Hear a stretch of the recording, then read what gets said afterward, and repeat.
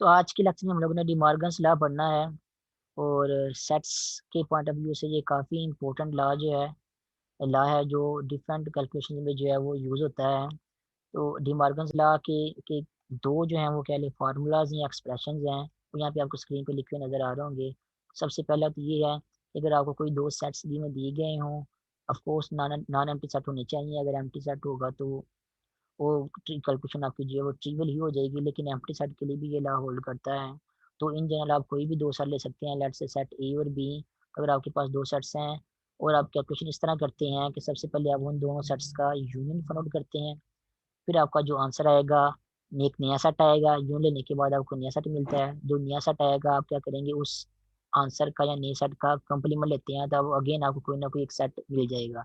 उस सेट का आंसर जो है वो किसके इक्वल आएगा, उस सेट का आंसर इसके इक्वल आएगा कि अगर आप जो है वो जो पहला सेट था जो कि सेट ए है उसका पहले कंप्लीमेंट लें, उसके बाद जो दूसरा सेट है उसका भी कंप्लीमेंट लें, और जो ये दो कंप्लीमेंट्स जो नए आंसर आए हैं, इन दोनों सेट कंप्लीमेंट्स का या दो नए सेट्स का दोबारा फिर से आप इन दी एंड जो है वो इंटरसेक्शन लें।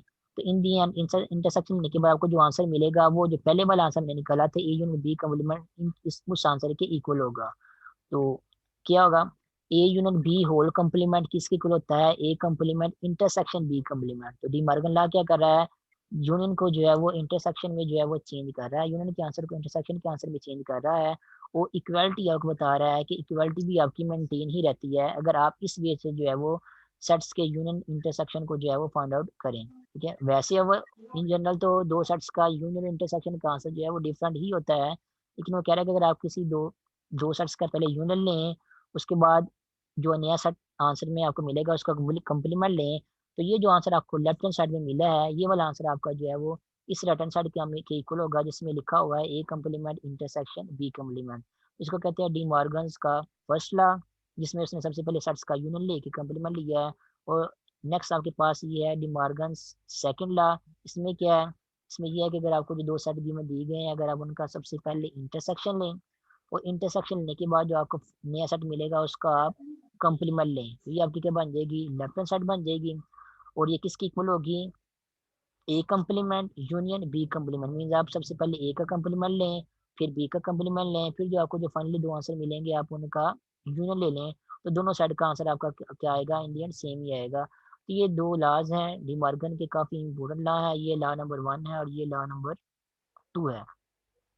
आप चाहे तो इसको वेरीफाई भी कर सकते हैं कि ये चीज़ है, ये लॉ जो है हमेशा जो है वो होल्ड करते हैं, चाहे आप जो मर्जी दो साइड ले लें ए और बी, कोई फर्क नहीं पड़ता।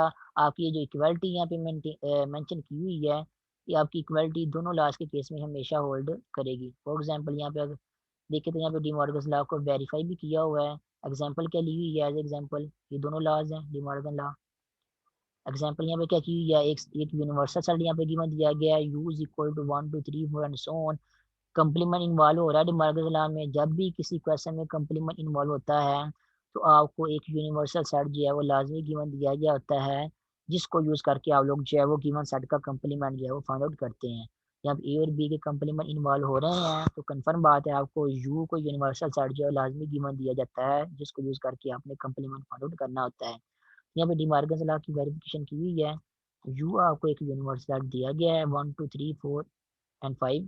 वो आपके क्वेश्चन पे डिपेंड करता है आपको कौन सा सेट जो है वो एज ए यूनिवर्सल सेट जो है वो गिवन दिया गया है। उसके बाद एज एग्जांपल सेट ए यहाँ पे जो गिवन दिया गया है वो है 1 2 एंड 5, और बी जो है वो है 4 5 है। अब इन दो डिमार्गन लॉ का अगर हम फर्स्ट जो है वो लॉ चेक करना चाहें तो उसमें क्या, उसकी क्या स्टेटमेंट है कि पहले दो सेट्स का हम यूनियन लें और फिर वो जो आंसर आएगा उसका हमने कंप्लीमेंट लेना है। ये आपकी क्या बनेगी, लेफ्ट हैंड साइड बनेगी। तो पहले हम जो है लेफ्ट हैंड साइड का आंसर निकाल के देखते हैं कि वो according to this definite example जो है वो उस लेफ्ट हैंड साइड का आंसर जो है वो क्या आता है। तो सबसे पहले हम क्या क्या लेंगे, ए और बी का यूनियन लेंगे।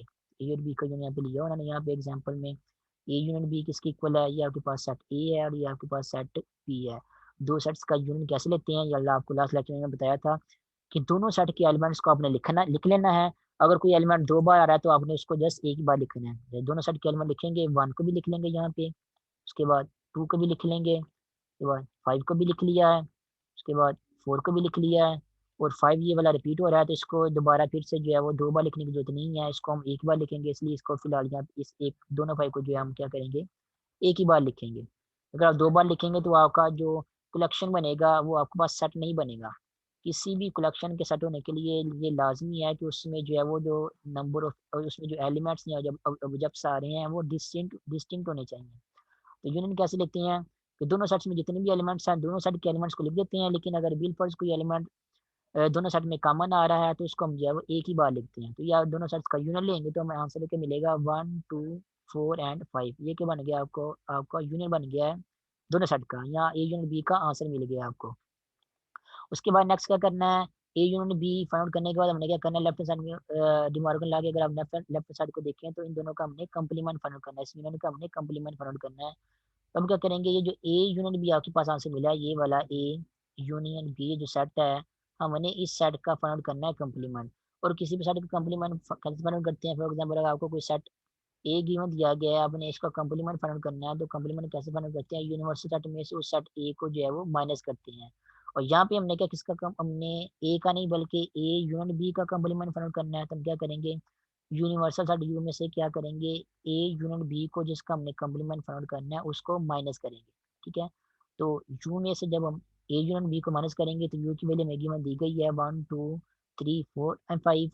और जो ए यूनिट बी है उसका आंसर भी हमने निकाला है, वो है 1, 2, 4 एंड 5। तो यूनिवर्सल सेट में से जब ए यूनिट बी को माइनस करेंगे तो माइनस कैसे करते हैं, दो सेट्स को एक सेट में दो सेट कैसे माइनस करते हैं कि जिस सेट को आपने माइनस करना है उस सेट की आप एलिमेंट देखें वो पहले सेट में मौजूद है, यानी उस सेट के जितने भी एलिमेंट पहले सेट में जो भी एलिमेंट पहले सेट में मौजूद हैं या उस सेट के सारे क्या सारे एलिमेंट्स को बारी बारी चेक करें, जो जो भी एलिमेंट आपका पहले सेट में मौजूद है आप क्या करेंगे, उस एलिमेंट को पहले सेट में से निकाल देंगे माइनस। आप देखें यहाँ पे देखें तो पहले सेट में से जो है वो दूसरा सेट जो है वो माइनस हो रहा है। ठीक है, इसका मतलब यही है कि ये जो भी एलिमेंट यहाँ पे लिखे हुए हैं अगर आप पहले सेट में मौजूद हैं तो आपने क्या कर देना है, उनको इनको पहले सेट में से निकाल देना है। सबसे पहले 1 की बात करते हैं, 1 पहले सेट में मौजूद है, इसलिए हम क्या करेंगे 1 को भी जो है वो यहाँ से निकाल देंगे। उसके बाद 2 की बात करें, 2 भी पहले सेट में मौजूद है, इसलिए हम क्या करेंगे 2 को भी जो है पहले सेट में से निकाल देंगे। उसके बाद 4 की बात करें तो 4 भी पहले सेट में मौजूद है ये वाला, तो हम क्या करेंगे 4 को भी जो है वो पहले सेट में से निकाल देंगे। उसके बाद 5 है, 5 भी पहले सेट में मौजूद है, उसको भी हम क्या करेंगे पहले सेट में से निकाल देंगे। तो दूसरे सेट के जितने भी एलिमेंट जो जो भी एलिमेंट पहले सेट में मौजूद है उसको अगर हम पहले सेट में से निकाल देंगे तो इन दी एंड पहले सेट में में से जो एलिमेंट बचेंगे वो क्या बचा, आप देखें यहाँ पे तो सिर्फ ये 3 ही बचा है। वो आपके पास क्या बचेगा, उन दोनों साइड के डिफरेंट का आंसर होगा। तो यू ए यूनिट बी का कंप्लीमेंट जो किसके इक्वल है, U minus A union B है, उसका आंसर हमारे पास इंडियन फाइनली क्या आ गया है, एक सिंगलटन सेट आ गया जिसमें सिर्फ एक ही एलिमेंट है, वो क्या है 3 है। तो ये आपके पास डी मार्गन लॉ की लेफ्ट हैंड साइड का आंसर आ गया है। अब हम क्या करेंगे, ये जो राइट हैंड साइड है इसका आंसर जो है वैलिड करेंगे और देखेंगे कि दोनों साइड का आंसर सी सही आता है नहीं आता।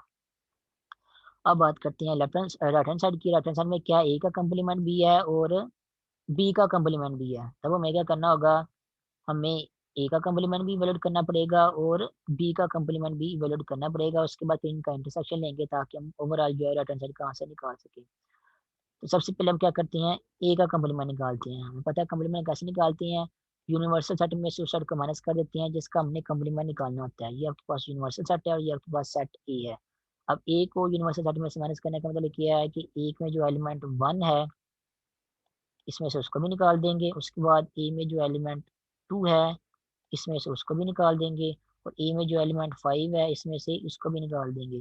तो 1, 2 एंड 5 ये निकल जाएंगे, बाकी क्या बचेगा आपके पास 3 एंड 4। ये जो 3 एंड 4 आपका एलिमेंट बचा है इसको यहाँ पे सेट की फॉर्म में लिख देंगे, ये बन जाएगा आपके पास ए का कंप्लीमेंट। उसके बाद नेक्स्ट हमने फाइंड आउट करना है बी का कंप्लीमेंट। तो बी का कंप्लीमेंट किसके इक्वल है, वो है यू माइनस बी के इक्वल। तो यू में से अगेन अब बी को माइनस करेंगे, तो 4 और 5 को हमने माइनस करना है, 4 और 5 जो है यहाँ पे माइनस हो जाएंगे यहाँ से। तो क्या बचेगा आपके पास 1, 2, 3। तो 1, 2, 3 आपके पास क्या बन जाएगा, बी का कंप्लीमेंट बन जाएगा। ओवरऑल ए का कंप्लीमेंट आपके पास ये वाला आंसर आ रहा है और बी का कंप्लीमेंट आपके पास ये वाला आंसर आ रहा है। तो अगर आप डी मॉर्गन्स लॉ की राइट हैंड साइड को देखें तो हमने क्या करना है, A complement intersection B complement found करना है। नेक्स्ट हम क्या करेंगे, A complement intersection B complement, यानी कि इन दोनों कंप्लीमेंट्स का हम क्या करेंगे, इंटरसेक्शन फाइंड करेंगे। तो यहाँ पे क्या कर दिया, ये ए के कंप्लीमेंट का आंसर है और ये बी के कंप्लीमेंट का आंसर है। इन दोनों का हम लोगों ने इंटरसेक्शन फाइंड करना है। अब दो सेट्स का इंटरसेक्शन फाइंड कैसे फाइंड करते हैं, हम देखेंगे कि दोनों सेट्स में कौन कौन से एलिमेंट जो है कॉमन आ रहे हैं, मीन वो कौन कौन से एलिमेंट्स हैं जो दोनों सेट में मौजूद हैं। क्या वो एलिमेंट्स जो दोनों सेट में मौजूद होंगे सिर्फ इंटरसेक्शन में उन्हीं एलिमेंट्स को लिखते हैं और एक ही बार लिखते हैं। जब अगर आप देखें तो 3 पहले सेट में भी आ रहा है और दूसरे सेट में भी आ रहा है। अगर 4 को देखें तो 4 जो है वो दोनों सेट में नहीं आ रहा, ठीक है। तो यहाँ पे फिर गौर करने के बाद या नोट करने के बाद हमें पता चला कि सिर्फ 3 ही एक ऐसा एलिमेंट है जो दोनों साइड में कॉमन आ रहा है। तो ए कंप्लीमेंट इंटरसेक्शन बी कंप्लीमेंट का आंसर हमारे पास क्या आ जाएगा, एक सिंगलटन सेट आएगा जिसमें सिर्फ 3 ही एक एलिमेंट है। तो ये आपके पास जो है वो डिमॉर्गन लॉ की राइट हैंड साइड का आंसर आ जाएगा। तो अब देखें तो लेफ्ट हैंड साइड का आंसर क्या था डिमॉर्गन लॉ की, वो एक सिंगलटन सेट था जिसमें सिर्फ 3 था, उसको मैंने इक्वेशन नंबर 1 का नाम दिया था।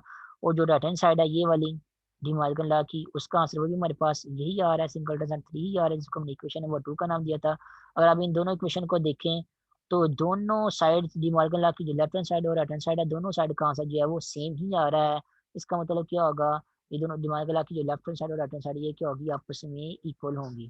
तो यहाँ पे हम लिख सकते हैं फ्रॉम इक्वेशन 1 एंड 2 कि A union B whole complement किसकी इक्वल है, A complement intersection B complement. तो ये हमने क्या कर दिया, एग्जाम्पल को यूज करते हुए डिमॉर्गन लॉ का जो फर्स्ट लॉ है वो वेरीफाई कर लिया है। इसी तरह आप डिमॉर्गन्स का सेकंड लॉ भी जो है वो वेरीफाई कर सकते हैं, वो मुझे कोई की जरूरत नहीं है, वो आसान ही है। आप इस तरह क्या करेंगे, ये डिमॉर्गन्स का सेकंड लॉ आपको यहाँ पे स्क्रीन में लिखा नजर आ रहा है। आपने सबसे पहले क्या करना है, ए और बी का इंटरसेक्शन फाइंड आउट करना है। और जब इंटरसेक्शन कहाँ से मिल जाएगा तो फिर होल आंसर का अपने कंप्लीमेंट फाइंड आउट करना है। ये आपकी क्या बन जाएगी, आपकी लेफ्ट हैंड साइड बन जाएगी, इसको आप इक्वेशन नंबर 1 का नाम दे देना। उसके बाद फिर क्या करना है, ए का कंप्लीमेंट और बी का कंप्लीमेंट वैसे फाइंड आउट करना जैसे अभी मैंने पहले किया था। और जो आंसर आएंगे दोनों का आप लोगों ने यूनियन फाइंड आउट करना है। जो आंसर यूनियन फाइंड आउट कर लेंगे तो वो आपकी क्या बन जाएगी, डिमांड लॉ की राइट हैंड साइड हो जाएगी। इसको आपने इक्वेशन नंबर 2 का नाम दे देना है। तो जो दोनों लेफ्ट हैंड साइड और राइट हैंड साइड के आंसर मिले हैं आपको, जिसको आपने इक्वेशन नंबर 1 और 2 का नाम दिया होगा, दोनों इक्वेशन को कंपेयर करेंगे, आप देखेंगे दोनों साइड का आंसर आपस में इक्वल आ रहा है। जब दोनों साइड का आंसर आपस में इक्वल आ जाएगा तो आप कह सकते हैं कि ये जो डिमॉर्गन लॉ है ये होल्ड करता है इस एग्जाम्पल में। इसमें यू आपके पास ये है, ए आपके पास 1 to 5 है और बी जो आपके पास 4 5 है। सिर्फ यही नहीं, ये डिमॉर्गन लॉ जो है जनरली होल्ड करता है, आप कोई से भी दो सेट ले लें और भी दोनों सेट्स के केस में डिमॉर्गन के ये जो दो लॉज हैं, लॉ नंबर 1 और लॉ नंबर 2, ये दोनों लॉज हैं हमेशा होल्ड करेंगे ये वाले। तो बस सेकंड लॉ की वेरिफिकेशन भी आप लोगों ने खुद ही करनी है। और इनफैक्ट मैं आप लोगों को जो है एक्सरसाइज का क्वेश्चन भी देता हूँ डिमार्गन्स लॉ से रिलेटेड, जिसमें हम लोगों ने जो है वो हमें जो डिफरेंट सेट दिए गए हैं यू ए एंड बी जिनको यूज करते हैं हम लोगों ने डिमार्गन लॉ जो है वेरीफाई करना है। तो अगर हम एक्सरसाइज पे आए तो आपका जो क्वेश्चन नंबर 3 और क्वेश्चन नंबर 4 है, इन दोनों क्वेश्चन में उन्होंने हमें डिमार्गन्स लॉ को वेरीफाई करने के लिए कहा गया है। तो दोनों क्योंकि एक जैसे क्वेश्चन है तो फिलहाल मैं आप लोगों को जो एक ही क्वेश्चन देता हूँ, क्वेश्चन नंबर 4 जो है ये आप लोगों ने करना है। यूनिवर्सल सेट आपको जो है ये गिवन दिया गया है 2 3 5 7 11 एंड 13 एंड 17। ए सेट आपको ये गिवन दिया गया है, बी सेट है आपके पास 2 3 7 एंड 13। तो यू ए एंड बी आपको ये 3 सेट गिवन दिए गए हैं। आप लोगों ने क्या करना है, डी मार्गन्स लॉ को वेरीफाई करना है जैसे मैंने भी किया था। तो डी मार्गन्स लॉ लिखा हुआ है, तो दोनों लॉज को आप लोगों ने वेरीफाई करना है। ये लॉज वैसे लिखे हुए हैं यहाँ पे दोनों लॉज, इन दोनों लॉज को वेरीफाई करना है कि हर लॉ में आप लोगों ने लेफ्ट हैंड साइड और राइट हैंड साइड का आंसर निकालना है, देखना है दोनों साइड का आंसर आपस में इक्वल आता है नहीं। और ये आंसर आपका हमेशा इक्वल आएगा कि डिमार्गन्स लॉ जो है वो जनरली किसी भी दो सेट के लिए ए और बी के लिए हमेशा होल्ड करता है। तो क्वेश्चन नंबर 4 जो है आप लोगों ने ये वाला जो है वो करना है जिसमें डिमार्गन लॉ की वेरिफिकेशन के बारे में पूछा गया है। ठीक है, तो ये था आप लोगों का डिमार्गन्स लॉ से रिलेटेड क्वेश्चन। उसके अलावा नेक्स्ट हम जो है यहाँ पे कुछ प्रॉपर्टीज लिखी हुई है सर को लेके, उनको भी पढ़ लेते हैं। प्रॉपर्टीज को ज़्यादा कोई मुश्किल नहीं है, ये वाली यूनियन इंटरसेक्शन को लेके प्रॉपर्टीज यहाँ पे लिखी हुई हैं, पढ़ लेते हैं। पहली प्रॉपर्टी ये है कि यूनियन के केस में कम्यूटेटिव लॉ जो है वो होल्ड करता है सेट्स में। ठीक है, कम्यूटेटिव लॉ का क्या मतलब होता है कि अगर हम दो सेट्स या दो एलिमेंट्स की साइड्स को चेंज करके उनको आपस में ऑपरेट करें, ऑपरेट करने के बाद आंसर में हमारा सेम आए, तो उस केस में हम क्या कहते हैं कि वो दो एलिमेंट्स जो है वो क्या कर रहे हैं, कम्यूटेटिव लॉ जो है वो सेटिस्फाई कर रहे हैं। तो यूनियन के केस में अगर देखा जाए तो अगर आप दो सेट्स का यूनियन लेते हैं दो सेट लेट से अगर आपको ए और बी गिवन दिए गए, आप उन दो सेट का यूनियन लेते हैं, इस तरह लेते हैं कि पहले ए को लिखते हैं और फिर बी को लिखते हैं, या फिर आप क्या करते हैं कि पहले बी को लिखते हैं और फिर ए को लिखते हैं, फिर इन दोनों सेट्स का यूनियन लेते हैं। तो आप नोट करेंगे कि दोनों केस में जनरली आपका आंसर हमेशा इक्वल आएगा। मीन दो सेट्स हैं ए और बी, आप चाहे ए यूनियन बी फाउंड करें या बी यूनियन ए फाउंड करें, आपका आंसर हमेशा सेम ही आएगा। तो क्योंकि साइड चेंज करने के बावजूद ही आंसर हमारा क्या इक्वल आ रहा है, इसलिए हम क्या कर देंगे कि यूनियन के केस में सेट्स में जो है वो कम्युनिटी प्रॉपर्टी जो है वो होल्ड करती है। इसी तरह इंटरसेक्शन के केस में भी जो है वो कम्युनिटी प्रॉपर्टी सेट्स के केस में जो है होल्ड करती है। मीन्स अगर आपके पास दो सेट्स हैं ए और बी, अगर आप फाइंड आउट करते हैं ए इंटरसेक्शन बी, या अगर आप फाइंड आउट करते हैं बी इंटरसेक्शन ए, तो दोनों केसेस में आपका आंसर क्या आएगा, वो भी एग्जैक्टली सेम ही आएगा। उसके बाद नेक्स्ट है एसोसिएटिव लॉ यूनियन के केस में। वो ये है कि अगर आप फाइंड करते हैं पहले तीन सेट्स आपको गिवन दिए गए हैं ए बी और सी, अगर आप पहले फाइंड करते हैं ए यूनियन बी, फिर आपका जो आंसर आएगा ए यूनियन बी का, उसका फिर आंसर का आप सी के साथ यूनियन लेते हैं, वो वाला आंसर निकालते हैं। या फिर आप क्या करते हैं कि पहले आप B union C find out करते हैं, फिर जो आपका जो आंसर आता है उसका आप ए के साथ यूनियन लेते हैं। अब देखिए ब्रैकेट डिफरेंट लगी हुई हैं, लेफ्ट हैंड साइड में ए यूनियन भी पहले फाइंड आउट किया हुआ है, फिर सी के साथ यूनियन फाइंड आउट किया है, और राइट हैंड साइड में देखें तो पहले B union C find out किया हुआ है, फिर जो आंसर आया उसका ए के साथ यूनियन लिया हुआ है। तो यूनियन लेने का वे डिफरेंट है। ब्रैकेट से आप देखें पहले लेफ्ट हैंड साइड में पहले दो साइड के ऊपर ब्रैकेट है, और जो राइट हैंड साइड है उसमें लास्ट वाले दो साइड्स के ऊपर ब्रैकेट्स हैं। तो सॉल्व करने का वे जो डिफरेंट है, लेकिन इन दी एंड आंसर जो है वो देखने ब्रैकेट चेंज करने के बावजूद भी क्या आ रहा है, सेम आ रहा है। तो इसको कहते हैं एसोसिएटिव प्रॉपर्टी ऑफ यूनियन। कि तीन एलिमेंट्स या तीन सेट्स आपको गिवन थे, आपने क्या किया, पहले पहले दो सेट का यूनियन लिया, फिर तीसरे सेट का यूनियन लिया, या फिर आपने क्या किया कि जो लास्ट वाले दो सेट थे पहले आपने उनका यूनियन लिया, फिर उसका जो है वो पहले सेट के साथ यूनियन लिया। तो दोनों केसेस में आपका आंसर क्या आएगा, सेम ही आएगा। इस तरह की अगर प्रॉपर्टी किसी सेट में या किसी एलिमेंट्स में होल्ड करती है, तो उसको हम कहते हैं कि वो सारी एलिमेंट्स क्या करते हैं, एसोसिएटिव प्रॉपर्टी जो सेटिस्फाई करते हैं। तो यहाँ पे आपके सेट जो यूनियन के केस में ये वाली प्रॉपर्टी सेटिस्फाई कर रहे हैं, इसलिए हम क्या कहेंगे, यूनियन के केस में एसोसिएटिव प्रॉपर्टी होल्ड करती है। इसी तरह यही प्रॉपर्टी एसोसिएटिव प्रॉपर्टी जो है वो इंटरसेक्शन के केस में भी होल्ड करती है। कि तीन सेट्स आपको दिए में दिए गए हैं, आप अब पहले दो सेट्स का पहले इंटरसेक्शन लेते हैं ए और बी का, उसके बाद फिर तीसरे सेट का इंटरसेक्शन लेते हैं, या फिर आप क्या करते हैं लास्ट वाले दो सेट्स हैं उनका इंटरसेक्शन लेते हैं, उसके बाद उसका पहले सेट के साथ इंटरसेक्ट लेते हैं। इसके केस में भी आपकी ये जो एसोसिएटिव प्रॉपर्टी है होल्ड करेगी। और ये जनरल मैं बता रहा हूँ, आप कोई से भी सेट ले लेंगे उनके केसेस में भी आप जो है वो पर्टिकुलरली जो है वो ये प्रॉपर्टी होल्ड करेगी। अगर जनरली होल्ड कर रही है तो पर्टिकुलरली आप अपनी मर्जी से भी कोई सेट ले लेंगे तो उनके केसेस में भी जो है ये प्रॉपर्टी जो है वो होल्ड करेंगी। उसके बाद नेक्स्ट है डिस्ट्रीब्यूटिव लॉ।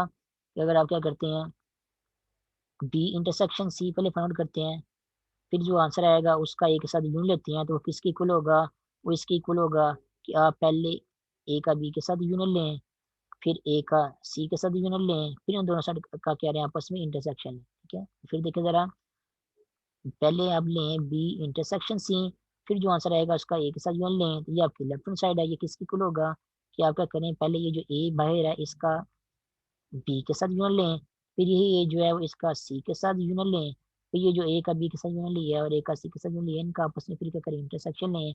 ये जो आपकी जो दो साइड बनती है लेफ्ट हैंड साइड और राइट हैंड साइड, इन दोनों साइड का आंसर भी क्या होगा, हमेशा आपका आपस दोनों साइड का आंसर आपस में इक्वल होगा। इसको कहते हैं distributive property of union over addition.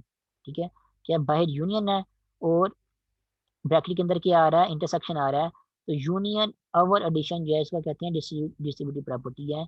कि आप इसको जो है वो सेपरेट कर सकते हैं। आप क्या कर सकते हैं, पहले ए का बी के साथ यूनियन लें, फिर आप क्या करें, ए का सी के साथ यूनियन लें, फिर जो आपके जो आंसर आएंगे उनका आपस में क्या ले लें, इंटरसेक्शन ले लें। तो ये क्या बन जाती है, distributive property of union over intersection.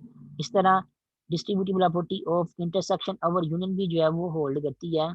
कि आप पहले जो है वो क्या करें, लेफ्ट लेफ्ट साइड में देखें तो पहले दो सेट्स का यूनियन लिया हुआ है बी और सी का, उसके बाद जो ए है उसके साथ इन दोनों का इनका क्या लिया हुआ है, इंटरसेक्शन लिया है। ये किसकी इक्वल आ रहा है, A intersection B union A intersection C, यानी कि अभी अब क्या डिस्ट्रीब्यूटिव डिस्ट्रीब्यूशन हो रही है। यहाँ पे जो लेफ्ट हैंड साइड है उसमें क्या करें, आप ए का पहले बी के साथ इंटरसेक्शन लें तो ये बन जाएगा, उसके बाद फिर इसी ए का आप क्या करें, सी के साथ इंटरसेक्शन लें, वो ये बन जाएगा। उसके बाद ये जो आपके आंसर बने ये वाले इनका आपस में क्या ले लें, यूनियन ले लें, तो ये दोनों साइड का आंसर आपके आपस में क्या होगा, हमेशा इक्वल होगा। इसको कहते हैं distributive property of intersection over union. तो ये यूनियन इंटरसेक्शन की प्रॉपर्टीज ये वाली। उसके बाद नेक्स्ट इन्हीं प्रॉपर्टीज को उन्होंने जो है वो वेरीफाई किया, और जैसे डी मॉर्गन्स लॉ को हम लोगों ने वेरीफाई किया था कि क्या बाकी दोनों साइड्स का आंसर हमेशा आपस में इक्वल आता है, नहीं आता। तो वेरीफाई करना कोई ज़्यादा मुश्किल काम नहीं है। आपको कोई दो साइड यहाँ पे गिवन दिए गए हैं, फॉर एग्जाम्पल लेट्स से ए और बी, यहाँ पे दो साइड गिवन दिए गए हैं, और कहा गया है कि कम्युनिटी प्रॉपर्टी जो है यूनियन के केस में और इंटरसेक्शन के केस में जो है इनको वेरीफाई करें कि बाकी दोनों साइड का आंसर हमेशा आपस में इक्वल आता है, नहीं आता। तो फिलहाल मैं ये एक ही जो है वो प्रॉपर्टी यहाँ पे वेरीफाई करता हूँ। यहाँ पे मैं जो है जो यूनियन वाली कम्युनिटी प्रॉपर्टी है उसको वेरीफाई करके देखता हूँ कि वो वेरीफाई होती है या नहीं। तो ज़्यादा मुश्किल नहीं है। सबसे पहले हम फाइंड आउट करते हैं ए यूनियन बी। ए का बी के साथ यूनियन लेना है। यूनियन लेना है, यूनियन कैसे लेते हैं कि दोनों साइड के एलिमेंट्स को लिखते हैं एक ही सेट में, अगर कोई एलिमेंट रिपीट हो रहा है तो उसको हम सिर्फ एक ही बार लिखते हैं।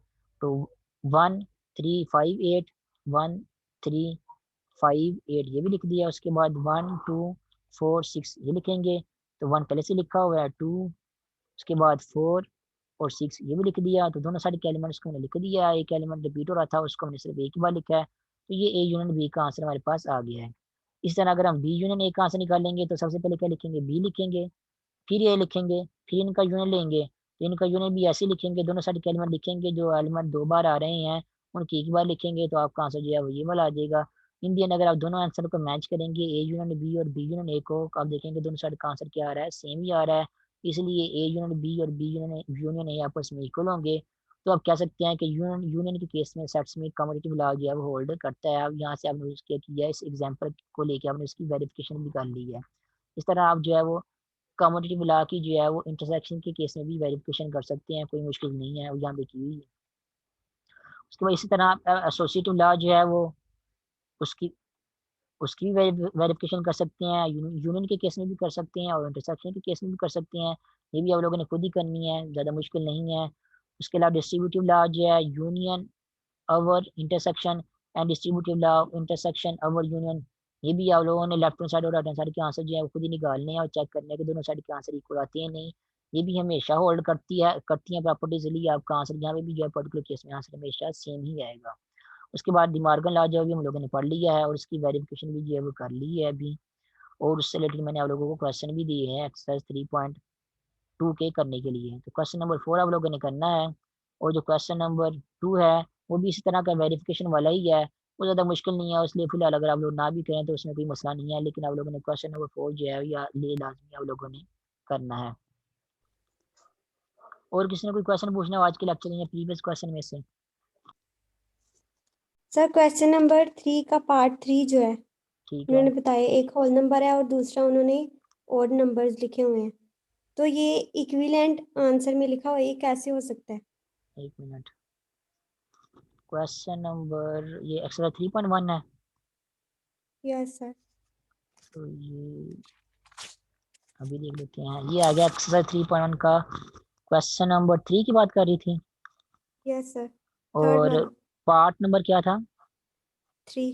पार्ट नंबर 3 ये है। इसमें लिखा हुआ है 0 1 2 3 4 एंड सोन, और दूसरी साइड लिखा हुआ है 1 3 5 1 3। एंड सोन। और इक्विवेलेंट सेट, इक्वल सेट्स वो वाले होते हैं जिनमें ये आंसर शीट।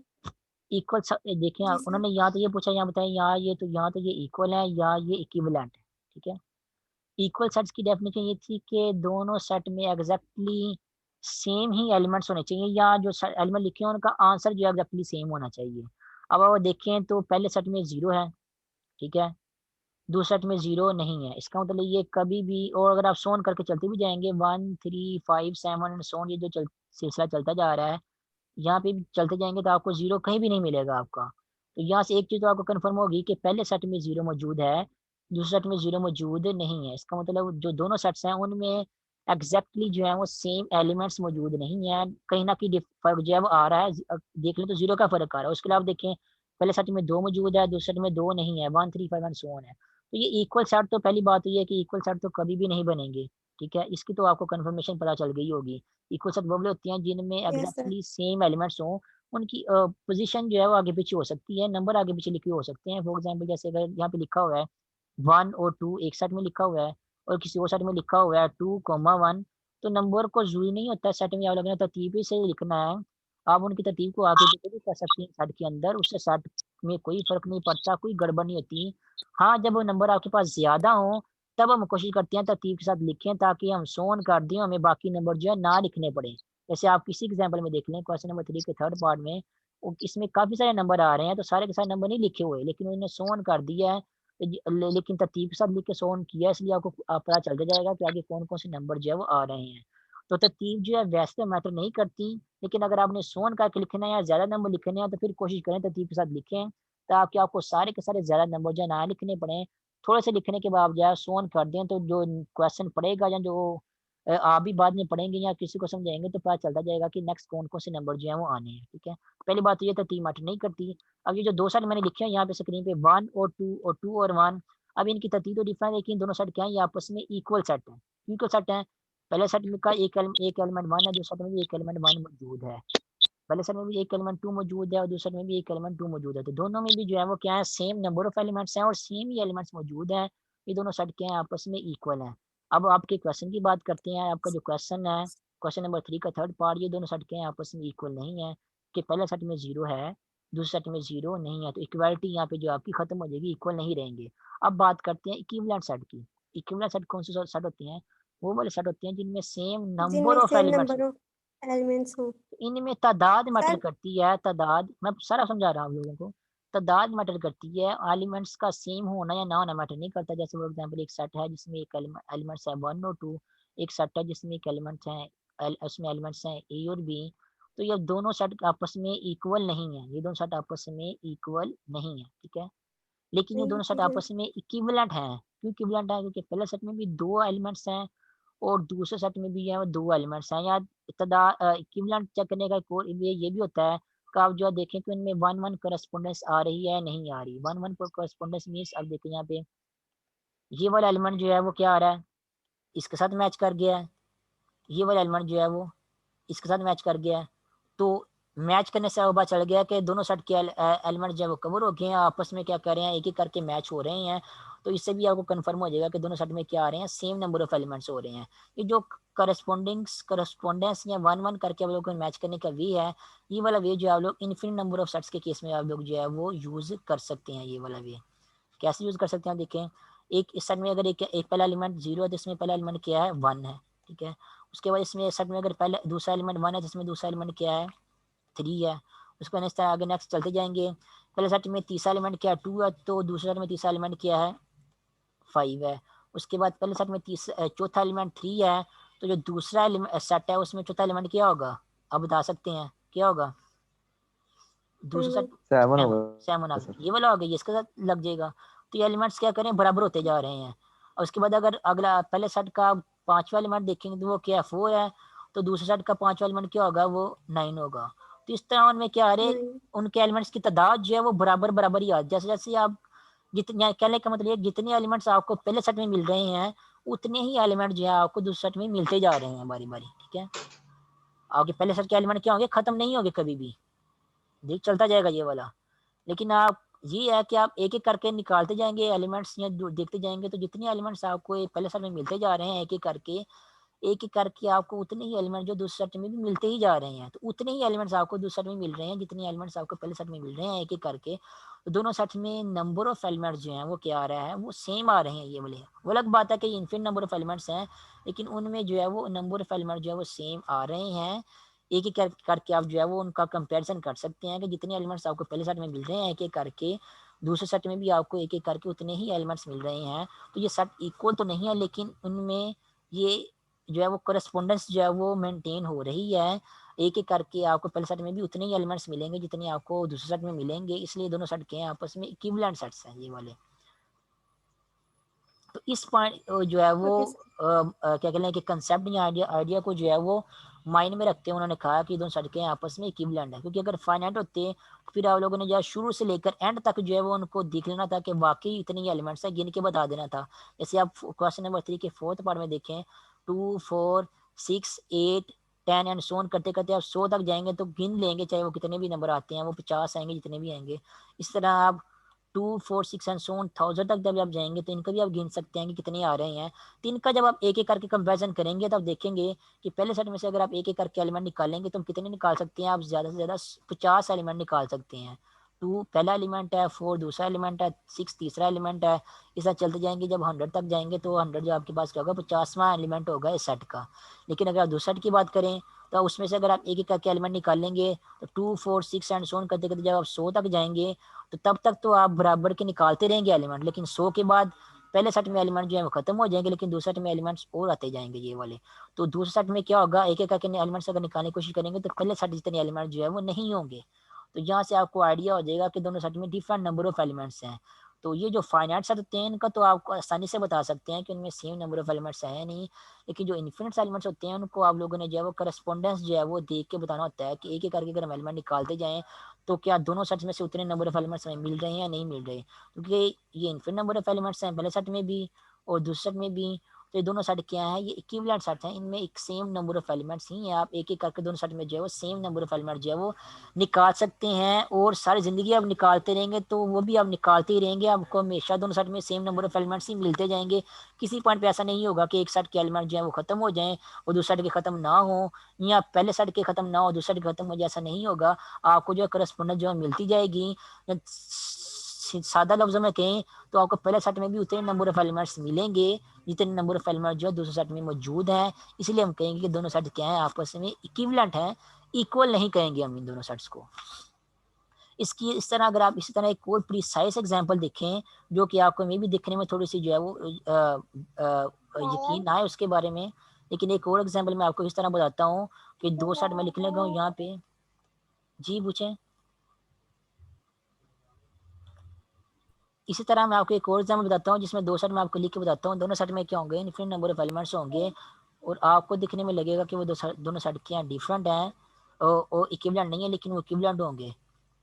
फॉर एग्जांपल एक मैं सेट लिखता हूँ, set of natural number 1 2 3 and so on. ये आपके पास क्या है, सेट ऑफ नेचुरल नंबर है, इसमें सारे के सारे नेचुरल नंबर मौजूद हैं। और एक सेट आपके पास ये वाला है 1 3 5 एंड सो ऑन, इसमें क्या है, सारे के सारे और नेचुरल नंबर हैं। अब आप हो सकता है ये कहें कि इसमें 2 3 2 4 6 इवन नंबर नहीं है, तो ये दो सेट क्या होंगे, आपस में इक्वल नहीं होंगे। तो जाहिर बात है ये आपस में इक्वल नहीं है, लेकिन दोनों सेट क्या आपस में इक्विवेलेंट हैं, दोनों में सेम नंबर ऑफ एलिमेंट मौजूद हैं। आप एक एक करके दोनों सेट में से अगर एलिमेंट निकालते जाएंगे तो आपको दोनों सेट में जो है वो सेम नंबर ऑफ एलिमेंट जो है वो मिलते जाएंगे। तो सेम नंबर ऑफ एलिमेंट्स मिलेंगे, इसलिए दोनों सेट क्या आपस में इक्विवेलेंट हैं, लेकिन इक्वल नहीं होंगे ये वाले दो सेट।